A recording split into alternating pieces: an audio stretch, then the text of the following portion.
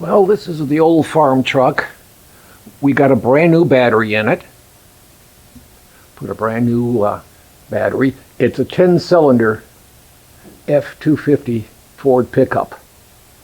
And it's rusting out, but it's got a frame on it. It's still a good utility truck. And so today I'm going to be swapping out the charger for a battery maintainer, because somewhere I have a battery leak, or I should say an energy drain of some sort. So I'm gonna, if things sound a little strange, I've got an older microphone on. It's a EV635A. They were used quite often in the 60s to be an interview microphone. They pick up everything. I am very susceptible to cold weather.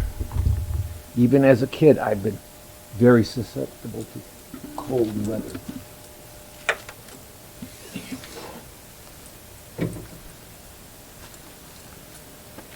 Okay. I've had this battery charger from Harbor Freight for maybe about 30 years. It does a great job. But I want to put a battery maintainer on it. Then when the weather gets warmer, go through, if I'm up to it, I'll track it down, or if I don't feel like I'm up to it, then I'll take it to the local garage and have them figure out where the heck the battery drain is. Because if I don't have a charger on it, or maintainer, the battery runs dead. The first place I looked for a battery maintainer was Harbor Freight, of course. And I didn't like the design. Let's see if I can show it to you. Okay. I can point out on this one that I got exactly what the problem is, if I can. Okay. Harbor Freight's got a connection here where you can put on clips rather than having crimps on it. And I didn't like that. This happens to be the one that Napa puts their brand name on, from Napa battery charger. But I didn't want an extra connection there, because moisture gets into it, you have problems on it. To me, that's like putting an adapter on something. You only use an adapter to get by a particular situation. You don't run normally that way, otherwise you're going to be in trouble, whether you're talking about working on an automobile, in a house, or audiovisual stuff. For example, you might use a microphone adapter to get a microphone into a camera, for example. The 635A has an XLR3 connector on it, the professional one, and I've got a cord adapter that plugs in, and then it goes around and with a cord and plugs into a stereo mini adapter on that end. It's all built into the cord, mini stereo, and it plugs into the camera. I'm not using an adapter, puts too much stress on the connections. So I've got a 12-foot cable on this adapter from the XLR to the mini plug, and so it fits naturally. But in an emergency, I could use professional mic cables and then plug the adapter into that and run it in, but I don't have to. And that's the same thing with what I'm talking about here. I did not want a connector here that can gather moisture and corrode and cause problems. So only use adapters in an emergency. For example, I carry in my toolkit a ground lifting plug. You know, those plugs that you plug a 3-prong 110 into, and you can plug it into a the 2-prong connector, wall plug. Well, that's the same thing with this. I carry one. If I need to, I'll do so. If I have the time, I would swap out the wall plug and put in a 3-prong wall plug. But sometimes you don't have the opportunity to do that, and you carry adapters for those situations. Okay. This is the way it looks. Okay, let's see if we get it focused. And it's got a short cord on it, but that's okay. I prefer short cords. More likely to get in the way. You can't see it because it's above the screen. Let me bring it down like this. There we go. And then there's the crimpers. I'm using a 50mm prime lens on my Fuji XS20. And it's an inexpensive one. I wanted to try it out with an inexpensive one, and I do love this little lens. But occasionally it sits there and oscillates what the video level is.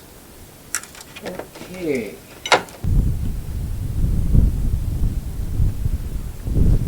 Okay, took me a little time to find a wrench that would fit. It's a 5/16. I wish I had it in the socket.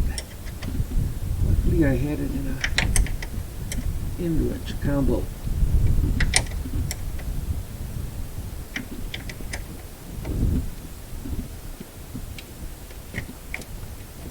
There we go.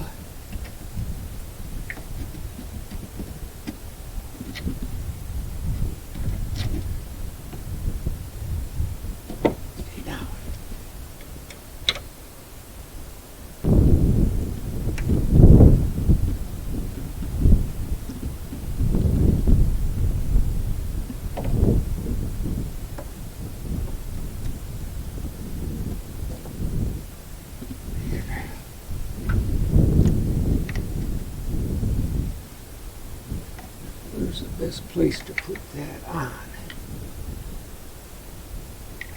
That might be right about to take this bolt all the way out.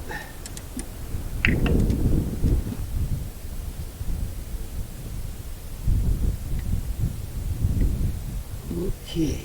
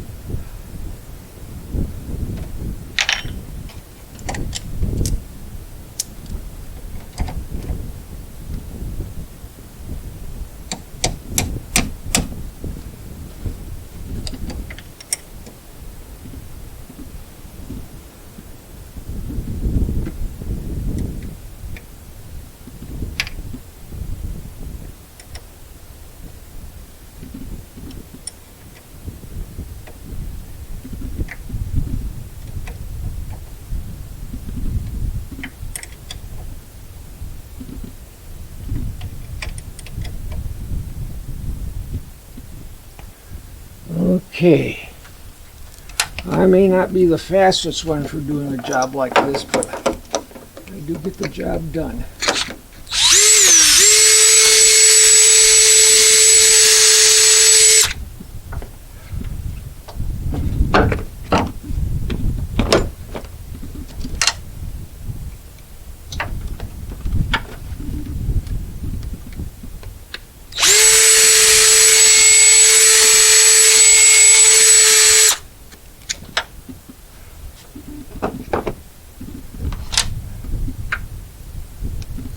Dog.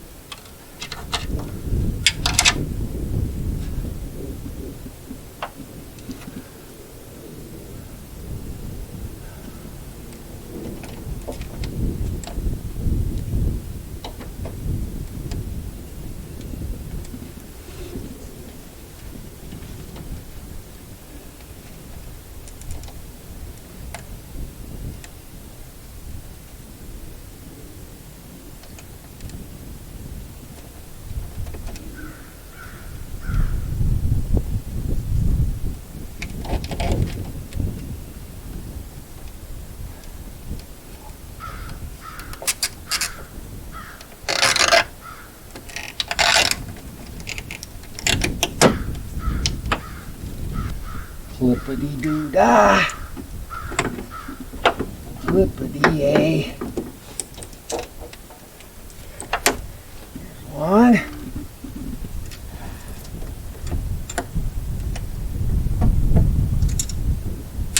Two. Okay.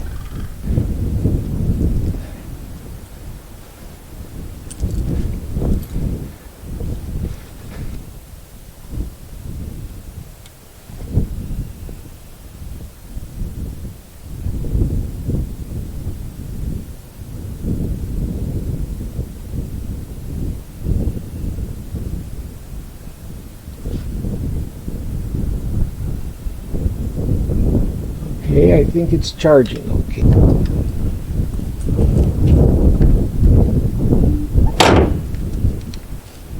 Boy, it is so bright out here. Okay, now that's exactly the way I want it. The plug is out. Unplug the extension cord. Take it back into the garage real easy. Start the truck up. Should stay charged all the time.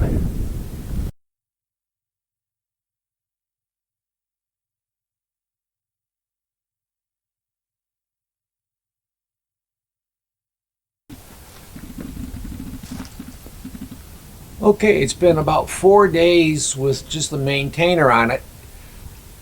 And if it wasn't on it, the battery would be dead by now. So let's see if the truck will start.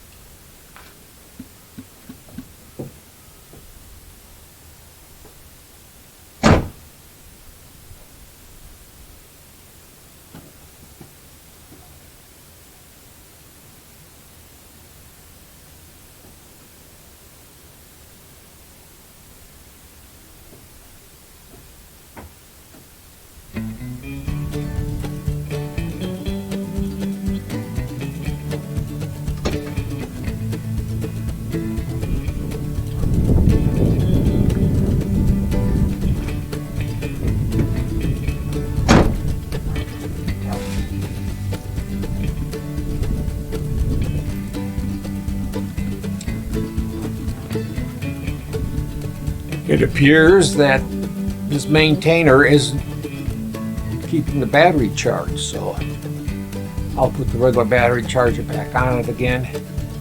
And when it gets a little bit warmer, we'll either take it back to the garage and have them check it out, or I'll climb through and see if I can find where the energy leak is. Thank you for watching, and please be safe. We'd sure appreciate it if you could subscribe and leave a comment. You know how YouTube behaves. They won't believe you watched a video unless you leave a comment. Also, it would help if you ring the bell and do a thumbs up. As you know, if I find a good channel, I pass it on to you. So if you think it's appropriate, it would sure help if you passed us on to your closest 10,000 friends and family. But above all, give a helping hand to someone today. It's the best gift to give. It'll make you feel good too. Don't forget to click like, subscribe, share, or ring the bell buttons on the Original Old Farmer channel.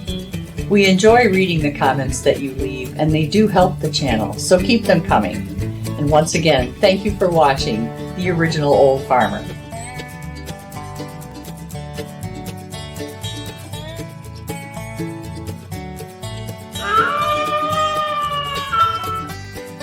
The VFW National Home for Children, providing families of veterans and active duty military opportunities for growth and development in a nurturing community.